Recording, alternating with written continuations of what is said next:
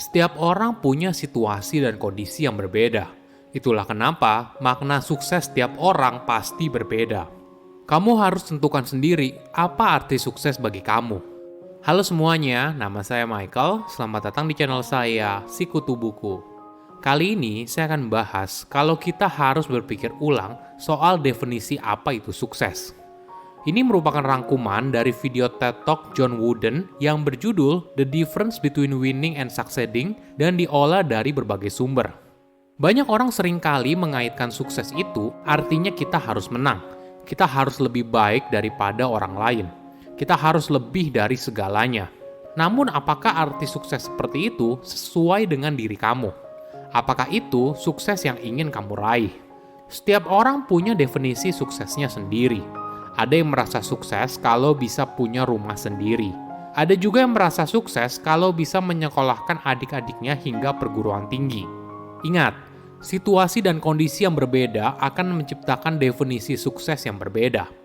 Sebelum kita mulai, buat kalian yang mau support channel ini agar terus berkarya, caranya gampang banget. Kalian cukup klik subscribe dan nyalakan loncengnya. Dukungan kalian membantu banget supaya kita bisa rutin posting dan bersama-sama belajar di channel ini. Apa itu sukses menurut kamu? Setiap orang punya definisi suksesnya masing-masing. Ada yang menganggap sukses itu artinya kamu punya banyak uang atau mencapai posisi tertentu. Misalnya direktur atau bahkan pemilik perusahaan atau apapun yang berkaitan dengan pencapaian luar biasa. Namun kita jangan terjebak dengan definisi yang dibuat oleh orang lain. Kamu harus tentukan sendiri sukses menurut kamu itu seperti apa. John mulai mendefinisikan sendiri suksesnya ketika dia menjadi guru bahasa Inggris. Sebagai informasi, John Wooden merupakan pelatih liga basket universitas legendaris di Amerika Serikat. Saking hebatnya, John bahkan diberi julukan The Wizard of Westwood, yang artinya penyihir dari Westwood. Di tangan John, tim dari University of California Los Angeles atau disingkat menjadi UCLA memenangkan 10 kejuaraan basket berturut-turut selama 12 tahun. Ditambah lagi, tim yang dilatihnya berhasil menang 88 kali berturut-turut dan John menjadi National Coach of the Year sebanyak 6 kali. Menariknya, John tidak hanya dikenal sebagai pelatih yang hebat, tapi di sisi lain, dia juga merupakan seorang guru dan mengajarkan banyak pelajaran hidup pada anggota tim yang dilatihnya. Oke, kembali pada John. Pada tahun 1934, John mengajar bahasa Inggris untuk anak kelas SMA. Saat itu, dia merasa sedikit kecewa karena orang tua murid berharap anaknya untuk mendapat nilai A atau nilai B. Mereka pikir nilai C hanya untuk anak tetangga mereka, karena mereka adalah anak rata-rata. Namun ketika anaknya sendiri mendapat nilai C, mereka tidak terima. Mereka menganggap gurunya gagal atau anak mereka sendiri yang gagal. Tentu saja hal ini yang kurang tepat. Setiap orang tidak memiliki kemampuan yang sama untuk memahami mata pelajaran tertentu. Analoginya begini, jika kita menilai setiap hewan dari caranya memanjat pohon, maka ikan akan selalu mendapat nilai terburuk. Sama halnya tidak setiap siswa bisa mendapat nilai A atau B di mata pelajaran tertentu. John lalu teringat masa kecilnya. Saat itu, ayahnya selalu mengajarkan kepada anak-anaknya jangan berusaha untuk lebih baik daripada orang lain. Selalu belajar dari mereka. Fokuslah untuk menjadi versi terbaik dari dirimu sendiri. Itu yang bisa kamu kontrol. Jika kamu menghabiskan banyak waktu dan energi untuk hal yang tidak bisa kamu kontrol, maka hal ini akan mempengaruhi hal yang bisa kamu kontrol. Dari situ, John akhirnya punya definisinya sendiri soal apa itu sukses. Bagi dia, sukses adalah ketenangan batin yang berasal dari kepuasan kalau kita berhasil melakukan usaha terbaik yang kita bisa. Jika kamu selalu berusaha untuk melakukan yang terbaik, berusaha meningkatkan situasi dan kondisimu saat ini, maka itulah sukses. Jangan gunakan standar orang lain sebagai definisi sukses. Setiap orang punya situasi dan kondisi yang berbeda. Ada orang yang merasa kalau bebas finansial di umur 30 tahun baru sukses. Tapi ada juga orang yang merasa kalau bisa membayar semua hutang orang tuanya ketika lulus kuliah merupakan kesuksesan. Ingat, situasi dan kondisi setiap orang berbeda. Inilah kebijaksanaan yang harus kita miliki dalam melihat sukses. Perlu kita sadari, jalan menuju sukses itu tidak mudah dan tidak cepat. Jangan berharap kita bisa mencapai semua hal tersebut dengan instan. Kita perlu bersabar dan yakin kalau apa yang kita lakukan saat ini mendekatkan kita pada masa depan yang kita inginkan. Yang paling penting, jangan mengeluh, jangan komplain, dan jangan buat alasan. Fokuslah untuk melakukan yang terbaik.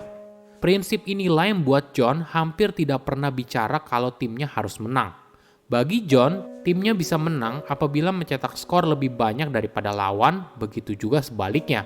Timnya kalah ketika lawan mencetak skor lebih banyak. Yang paling penting, tidak peduli menang atau kalah, timnya bisa tetap berdiri tegak karena mereka sudah melakukan apapun yang mereka bisa. Ini yang paling penting, bukan hanya soal permainan basket, tapi juga soal kehidupan. Jika kamu melakukan yang terbaik terus-menerus, maka hasilnya akan mengikuti. Bukan berarti hasilnya akan selalu baik, nggak begitu. Namun pada akhirnya, proses tidak akan mengkhianati hasil. Ada sebuah kutipan yang menarik dari penulis asal Spanyol, Miguel de Cervantes. Perjalanan lebih baik daripada akhir. Mindset inilah yang harus kita miliki dalam menjalani hidup. Fokusnya pada perjalanan untuk menjadi versi terbaik diri kamu. Maka ketika kamu mencapainya, rasanya akan lebih nikmat.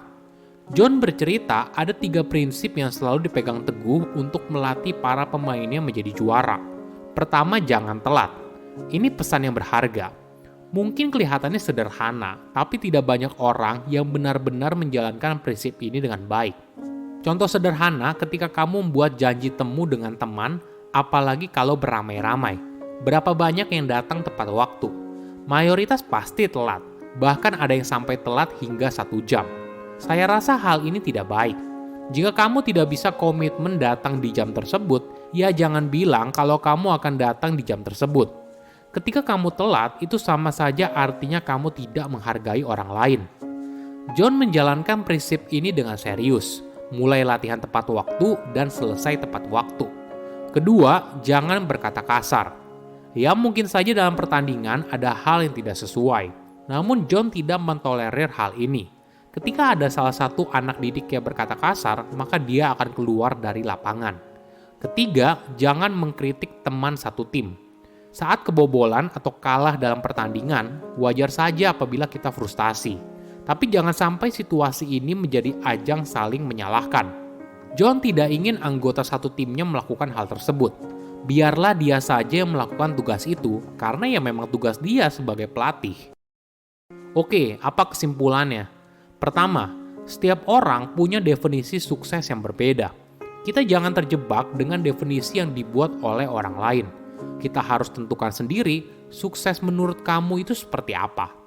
Setiap orang punya situasi dan kondisi yang berbeda. Ada orang yang merasa kalau bebas finansial di umur 30 tahun baru sukses. Tapi ada juga orang yang merasa kalau bisa membayar semua hutang orang tuanya ketika lulus kuliah merupakan kesuksesan. Kedua, mau sukses harus sabar. Perlu kita sadari, jalan menuju sukses itu tidak mudah dan tidak cepat. Jangan berharap kita bisa mencapai semua hal tersebut dengan instan. Kita perlu bersabar dan yakin kalau apa yang kita lakukan saat ini mendekatkan kita pada masa depan yang kita inginkan. Ketiga, fokus pada proses bukan hasil akhir. Jika kamu melakukan yang terbaik terus-menerus, maka hasilnya akan mengikuti. Bukan berarti hasilnya akan selalu baik, nggak begitu. Namun pada akhirnya, proses tidak akan mengkhianati hasil. Silahkan komen di kolom komentar pelajaran apa yang kalian dapat ketika tahu informasi ini. Selain itu, komen juga mau tahu informasi apa lagi yang saya review di video berikutnya. Saya undur diri, jangan lupa subscribe channel YouTube Sikutu Buku. Bye-bye.